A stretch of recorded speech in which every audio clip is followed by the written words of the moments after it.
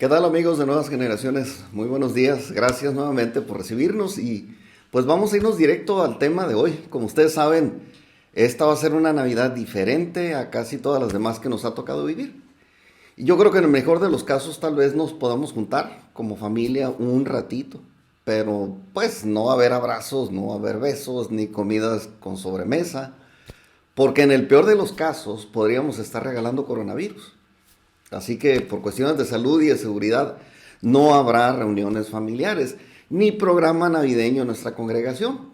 Y para terminar de arruinar la Navidad, pues hoy no voy a hablar mucho del tema.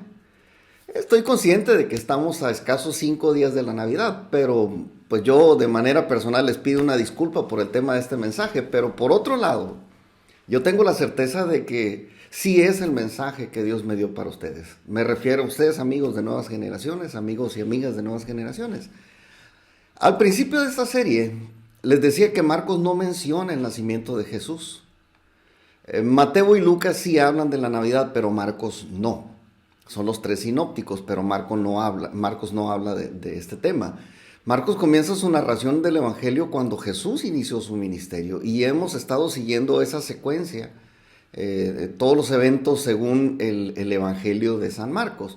Entonces el tema que nos toca analizar hoy es el endemoniado gadareno. No tiene nada que ver con la Navidad, discúlpenme, aparentemente no tiene nada que ver con la Navidad, pero no se preocupen, no soy el Grinch de la película, al final voy a hablar un poco de la Navidad. Y estamos aquí pues en la serie Milagros que enseñan. Esta sería la 7ª parte y hoy vamos a ver el tema del endemoniado gadareno. Este es el título que tiene la Biblia Reina Valera en la revisión 60. El tema del endemoniado gadareno no es propiamente un milagro. Teológicamente se reconoce como una liberación. Pero al final se van a dar cuenta que también es un milagro de Jesús. Ese era el propósito de Jesús al atravesar el mar de Galilea con sus discípulos. Como lo he venido diciendo, Marcos no solo quería mostrar el poder de Jesús. Por supuesto que enfatiza más en los milagros de Jesús, pero pues de todas maneras, más allá del poder de Jesús, hay mucha enseñanza para nosotros en cada milagro. Y de aquí pues viene el título que le puse a esta serie. Este evento lo relatan los tres evangelios sinópticos y aquí les doy la referencia. Mateo relata este tema en capítulo 8, versículos del 28 al 34, en 7 versículos. Marcos capítulo 5 del 1 al 9, que es lo que vamos a leer ahorita, y Lucas capítulo 8, versículos 26 al 39. Lucas sí es el que más versículos usa aquí, pero así parece nada más. Parece que se extendió un poco más, pero solo en números. En contenido es prácticamente lo mismo que lo que escribió Marcos. Por otro lado, Mateo dice que eran 2 endemoniados, pero no da datos de estas personas liberadas. Algunos comentaristas dicen que sí eran 2 hombres, porque Mateo era del grupo de los 12 apóstoles y él estaba allí. Pero que solo uno fue liberado de los demonios. Y aunque Marcos y Lucas no eran de ese grupo de los 12, o sea, no estaban allí pues en ese momento, fueron muy diligentes a la hora de investigar a fondo cada evento. Entonces, escribieron ciertamente lo más importante, y lo más importante para Marcos y para Lucas eran los resultados. Entonces ellos se enfocaron en ese único hombre que fue liberado, y es por eso que Marcos nos dejó muchos detalles de este milagro y vamos a leerlo aquí. Tiene como título en la Biblia Reina Valera, vuelvo a decirlo, el endemoniado gadareno. Vamos a leer Marcos capítulo 5, versículos del 1 al 9. Dice: vinieron al otro lado del mar, a la región de los Gadarenos, y cuando salió él de la barca, enseguida vino a su encuentro de los sepulcros un hombre con un espíritu inmundo, que tenía su morada en los sepulcros y nadie podía atarle ni aun con cadenas, porque muchas veces había sido atado con grillos y cadenas, mas las cadenas habían sido hechas pedazos por él y desmenuzados los grillos, y nadie le podía dominar. Y siempre de día y de noche andaba dando voces en los montes y en los sepulcros e hiriéndose con piedras. Cuando vio pues a Jesús de lejos, corrió y se arrodilló ante él y clamando a gran voz dijo: ¿qué tienes conmigo, Jesús, Hijo del Dios Altísimo? Te conjuro por Dios que no me atormentes. porque le decía, sal de este hombre, espíritu inmundo, y le preguntó, ¿cómo te llamas? Y respondió diciendo, Legión me llamo, porque somos muchos. Y le rogaba mucho que no los enviase fuera de aquella región. Estaba allí cerca del monte un granato de cerdos paciendo. Y le rogaron todos los demonios, diciendo, envíanos a los cerdos para que entremos en ellos. Y luego Jesús les dio permiso, y saliendo aquellos espíritus inmundos, entraron en los cerdos, los cuales eran como 2000, y el hato se precipitó en el mar por un despeñadero, y en el mar se ahogaron. Y los que apacentaban los cerdos huyeron y dieron aviso en la ciudad y en los campos, y salieron a ver qué era aquello que había sucedido. Vienen a Jesús y ven al que había sido atormentado del demonio y que había tenido la legión, sentado, vestido y en su juicio cabal, y tuvieron miedo. Y les contaron los que lo habían visto cómo le había acontecido al que había tenido el demonio y lo de los cerdos. Y comenzaron a rogarle que se fuera de sus contornos. Al entrar él en la barca, el que había estado endemoniado le rogaba que le dejase estar con él. Mas Jesús no se lo permitió, sino que le dijo, vete a tu casa, a los tuyos, y cuéntales cuán grandes cosas el Señor ha hecho contigo, y cómo ha tenido misericordia de ti.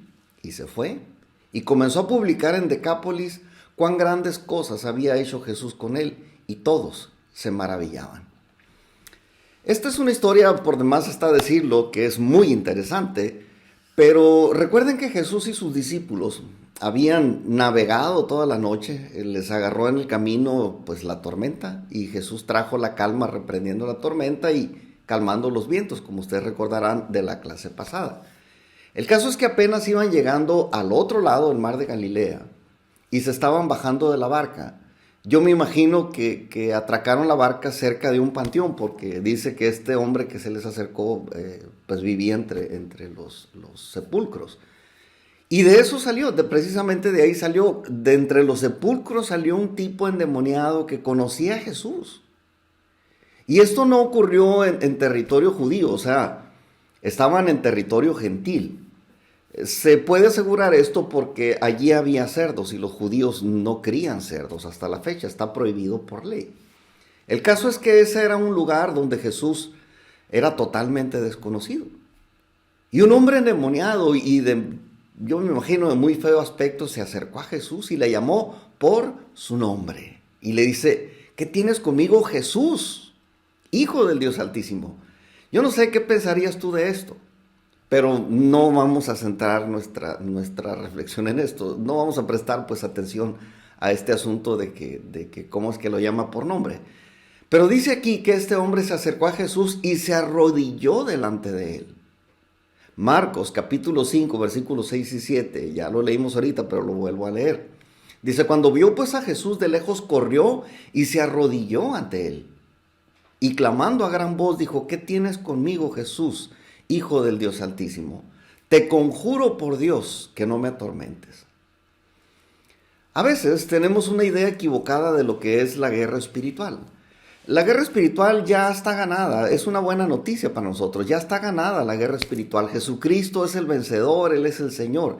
Y su autoridad, la autoridad de Jesús está muy por encima de las huestes demoníacas. Y el día del juicio van a ser arrojados al fuego eterno. Esto es un hecho. Y como pueden ver aquí en este relato de Marcos, estos demonios sin cuestionar autoridad se sometieron y se fueron a donde Jesús quiso mandarlos.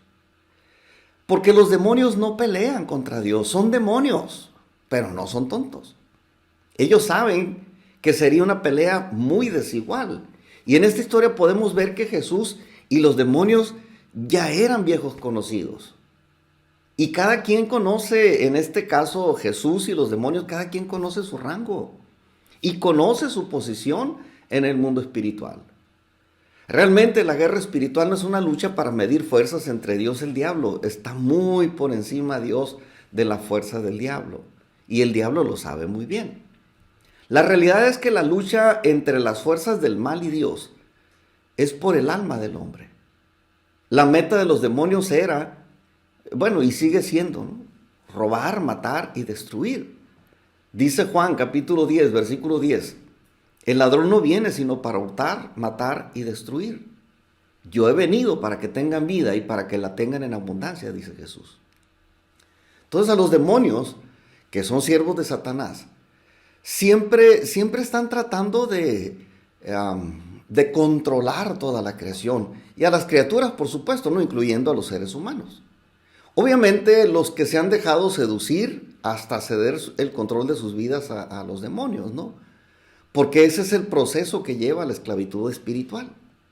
Santiago capítulo 1 versículos 13 y 14 dice: cuando alguno es tentado, no diga que es tentado de parte de Dios, porque Dios no puede ser tentado por el mal, ni Él tienta a nadie, sino que cada uno, esta es la parte importante, cada uno es tentado cuando de su propia concupiscencia es atraído y seducido.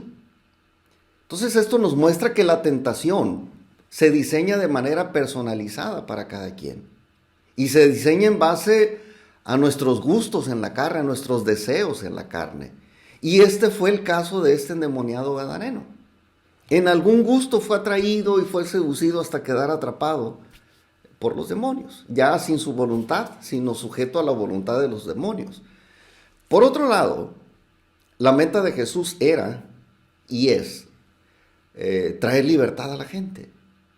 Obviamente libertad de la esclavitud del pecado y del control de Satanás. Y esto es lo que Jesús demostró en esta historia precisamente. Nos cuenta Marcos que hubo un diálogo corto entre los demonios y Jesús. Una especie de negociación acerca del destino final de los demonios. Porque aún no era el tiempo del juicio de los demonios. Eso todavía no llega, eso va a ser después. Y por eso es que Jesús no los envió directo al infierno. Pero finalmente Jesús les permitió que se fueran a meter a un hato de cerdos. Y se fueron a un despeñadero y se ahogaron en el mar.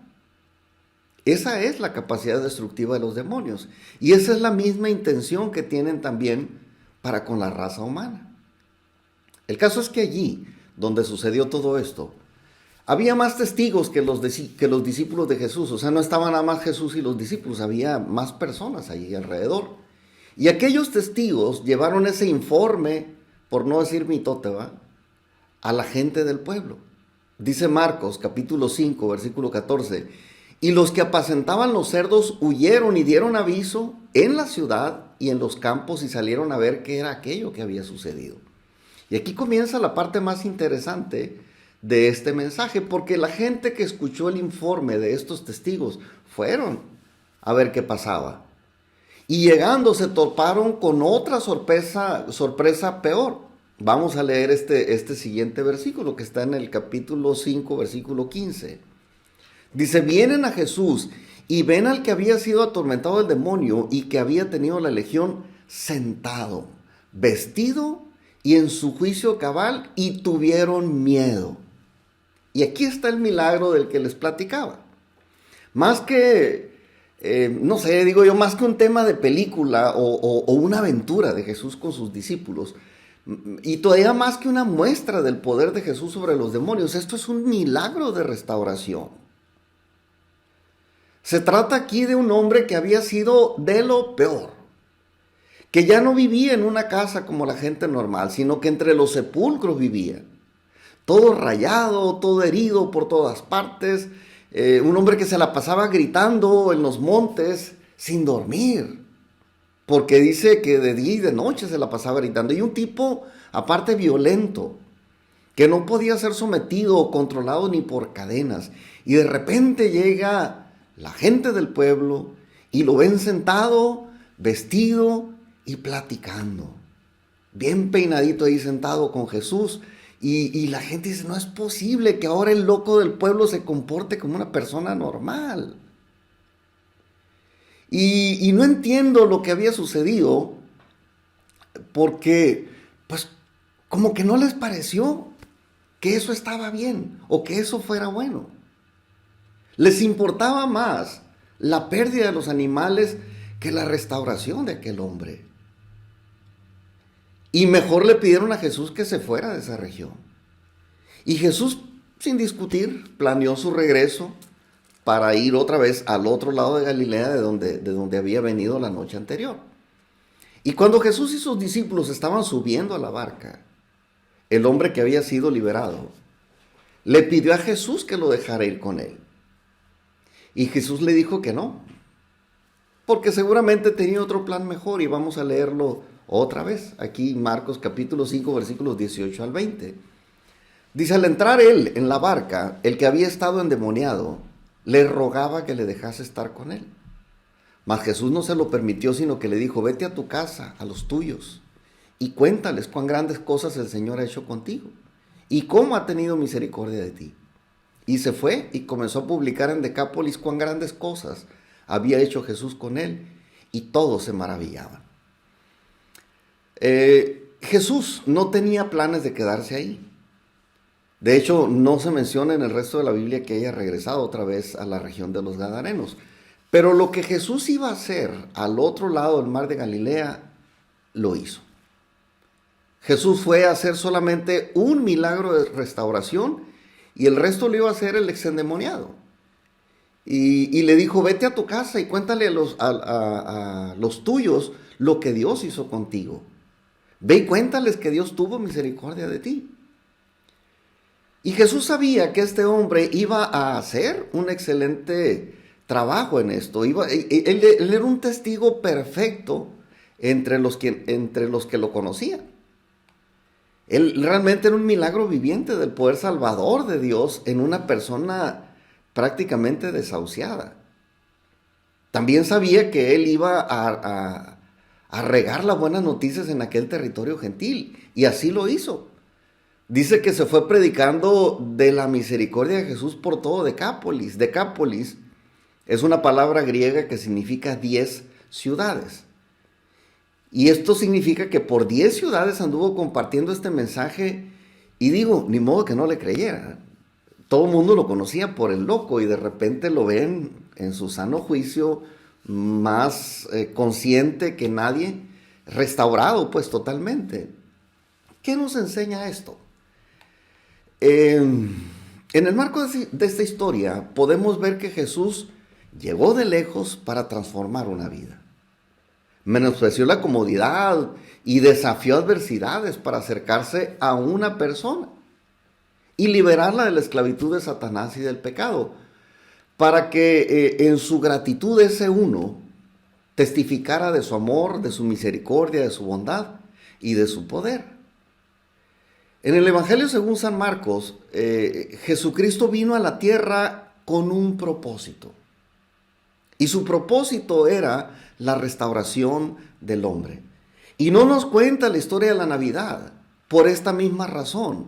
Porque a los romanos, que es a quien él dirigió su mensaje, no le interesaba o no les interesaba a los romanos saber de un niño vulnerable. Ni siquiera conocían los libros de las profecías que hablaban de cómo iba a nacer Jesús en la tierra. Mateo y Lucas sí hablan de un niño muy especial que nació en Belén y que dio cumplimiento a las promesas de Dios en el Antiguo Testamento. Pero Marcos nos habla con mucho orgullo de un adulto que vino para salvarnos. Y este pasaje que los editores de la Biblia Reina Valera, revisión 60, le pusieron el endemoniado gadareno, Marcos nos muestra que este era el propósito del nacimiento de Jesús. Y este es el corto mensaje de la Navidad del Evangelio según San Marcos. Y también, aunque no seamos romanos nosotros, pues aquí hay un mensaje también para nosotros, un mismo mensaje. Porque el propósito del nacimiento de Jesús no es lo que tradicionalmente hemos conocido. No solo recordarnos una historia de ángeles que aparecieron en el cielo alabando a Dios y diciéndole a los pastores de la región que había nacido el niño Jesús. No es tampoco que conozcamos la historia eterna de aquel niñito que era Dios y rodeado de animalitos y en un pesebre. No es el que recordemos anualmente una historia de magos de Oriente que vinieron para adorarlo, que todo es cierto. Ciertamente eso es una verdad, pero no era ese el propósito de Dios, que nosotros conociéramos esta historia. Tampoco era que celebráramos estas cosas cada 25 de diciembre como si fuera su cumpleaños, pues. Para Marcos, Jesucristo vino para salvarnos de la esclavitud, del pecado y de la opresión de Satanás. Y así como lo hizo con este hombre. No es solamente celebrar el evento del nacimiento en sí, sino el que nació para salvarnos. Salvarnos de la esclavitud del pecado, vuelvo a decirlo, y del poder de Satanás. Ahora, ¿qué dicen de la Navidad los 4 evangelios?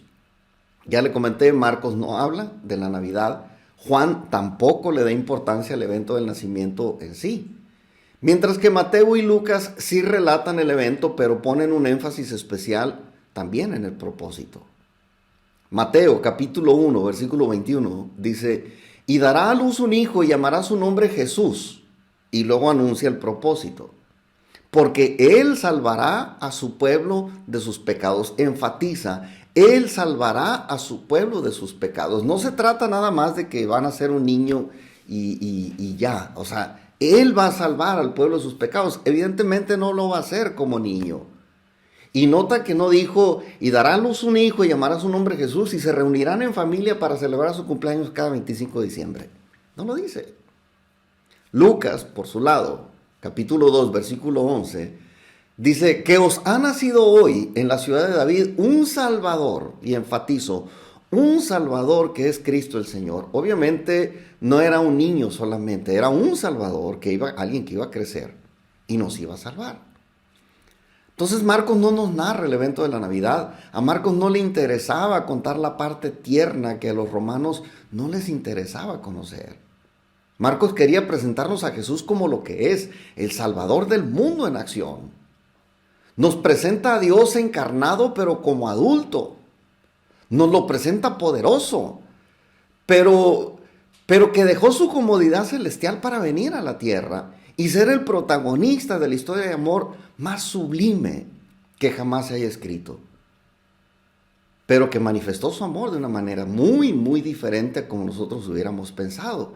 ¿Cómo manifestó su amor Dios a nosotros? Arrebatándole al diablo la humanidad que había mantenido cautiva. En este pasaje de Marcos, Jesús manifestó que ese era su propósito.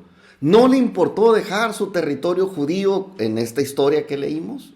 No le importó dejar su territorio judío, la seguridad que tenía allá, para ir a territorio gentil. No le importó dejar su comodidad para confrontar adversidades como la tormenta al atravesar el mar. Tampoco le importó lidiar otra vez con viejos demonios que él había desterrado del cielo. Y todo lo hizo para rescatar y salvar a uno. Para eso nació entre nosotros. Y ese es el excelente propósito de la Navidad. Y ese uno, yo te tengo buenas noticias, ese uno puede ser tú. Si en tu pasado Jesús ya te libró y restauró tu vida, pues no se te olvide ir a los tuyos y contarles lo que Dios ha hecho contigo. Aprovecha esta Navidad y que sea ese tu regalo para tu familia y para Dios. Yo te aseguro que tu familia lo va a aprovechar. Y yo te aseguro que a Dios le va a encantar que tú hagas eso. Te aseguro que por lo menos Dios se va a agradar de esta acción. Que Dios te bendiga en esta Navidad y cuídense mucho, ya saben las indicaciones. Nos vemos aquí para la próxima, tal vez el jueves. Y si no, el siguiente domingo.